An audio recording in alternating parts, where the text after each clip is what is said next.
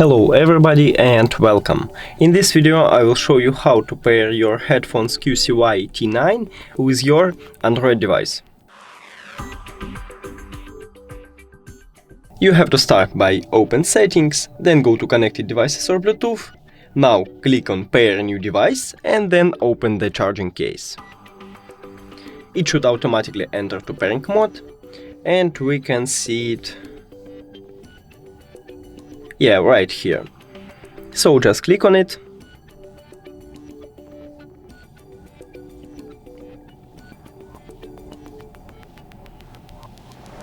Then click pair.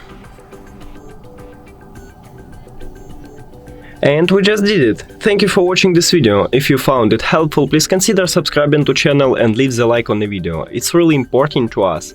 See you later.